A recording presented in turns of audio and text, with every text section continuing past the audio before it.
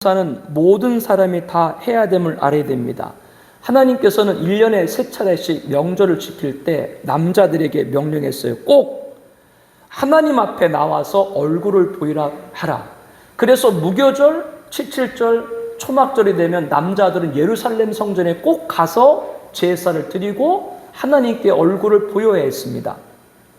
그런데 남자들에게만 이런 명령을 주신 데는 이유가 있습니다. 남자들은 가정을 대표하는 것이죠. 그러면 여자와 어린아이들은 참여치 않았나? 그렇지 않습니다. 남자가 제사를 드리고 돌아와서 어린 양, 6월절에 양 어린 양을 잡고 모든 식구들이 둘러앉아 함께 먹습니다. 곡식을 추수한 다음에도 모든 가족이 이동할 양식 주신 하나님 은혜에 감사했습니다. 또 초막절을 지어놓고도 앞서 말한 대로 온 가족이 그 초막 안에서 일주일 동안을 기구하면서 지난 40년 광야 생활을 회상하고 하나님께 감사를 드렸습니다. 한 사람도 빠짐없이 감사한 것이죠. 이것은 오늘 우리들에게 무엇을 가르쳐주고 있습니까? 감사에 예외인 사람은 없는 겁니다. 어떤 분들은 도대체 나에게는 고난거리만 있지 감사할 거리는 눈을 씻고 봐도 없어. 내 인생에 있어 감사는 없어. 나는 이 세상에서 피해자야. 돈도 없고 배운 것도 없고 백도 없고 부모도 제대로 못 만나고. 우리 어머님 44살에 당뇨합병증으로 소천하시고 우리 아버님 60 넘으셔서 뇌졸중으로 쓰러지시고 무녀 동남인데 중학교, 고등학교, 학교를 도대체 어떻게 다녔는지를 모르게 다녔어요. 이렇게 이것저것 하면서 나는 감사할 거리가 없고 자신의 인생을 비관하며 남의 탓으로 돌리는 분들이 계십니다. 저는 지난 6월 달이 오면 6.25 동족 산잔의 비극과 함께 6월 29일이 떠오릅니다. 그날은 28년 전 삼풍 백화점이 붕괴했죠.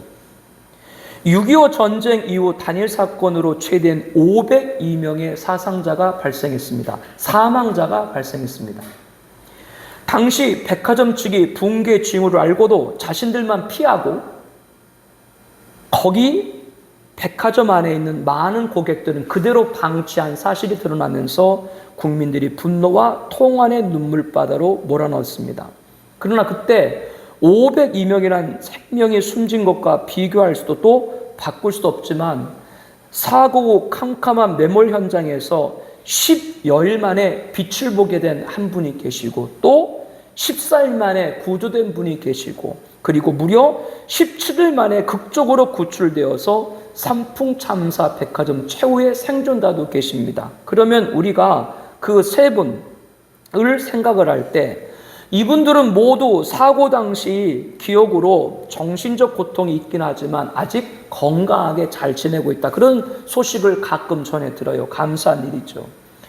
우리는 이 세 사람에 대해서 이렇게 생각할 수 있죠. 그 끔찍한 사고 현장에서 10여일 혹은 20여일 가까운 시간까지 사투를 벌이며 살아났으니까 그 기적 같은 일을 체험했으니까 그들은 남은 인생을 얼마나 감사하며 살까? 왜? 덤으로 살 인생처럼 살아가게 됐으니까 이렇게 우리는 생각할지도 모르겠죠. 그러면 제가 여러분에게 물을게요. 여러분들도 붕괴 현장 같은 데서 매몰되었다가 구출되는 드라마틱한 일을 겪어야 비로소 감사할 수 있으세요? 아니면 교통사고로 차가 몇 번 뒤집히는 전복사고 살아나는 것을 겪어야 감사한 인생을 살겠습니까? 그것도 아니면 사업장이 부도나서 길거리로 내어 쫓겨되어야 감사할까요? 이렇게 불확실한 시대에 살아가는 우리들, 어쩌면 내가 있는 자리가 이태원 압사 현상이 될지 모르는데 언제 어떻게 무슨 사건이 벌어질 줄 모르는 지금 아무런 사고 없이 지낸다는 자체가 기적이고 감사인 줄로 믿습니다. 무엇을 감사해야 될까 우리는 생각할 때 너무나 감사할 게 많은 거예요. 하나님께서는 뭐뭐에 감사하라? 범사에 감사하라. 데살로니가전서 5장 18절에 말하죠. 값없는 군에 값없이 얻은 구원에 감사하지 못할 사람이 어디 있습니까? 일용할 양식을 놓고 감사하지 않아도 될 사람이 누가 있습니까? 광야의 어려운 삶을 지내오면서 하나님의 도움을 받지 않은 사람이 누가 있습니까? 아니, 목숨 생명 하나, 이 생명 하나 건강하게 보존되고 있다는 것, 이거 한 가지만으로도 감사하지 않을 사람은 없는 거죠. 모든 사람이 범사에 감사란 명령을 받았으므로 여기에 제외될 사람은 아무도 없는 거예요. 그럼에도 불구하고 우리는 감사하지 않을 때가 많습니다. 어느 성도가 이런 거를 썼어요. 나는 장미를 들고 수백 번 감사했지만 가시를 가지고 한 번도 감사한 적이 없다. 참 솔직한 고백이지만 그 사람의 감사는 온전한 감사이기가 부족하죠.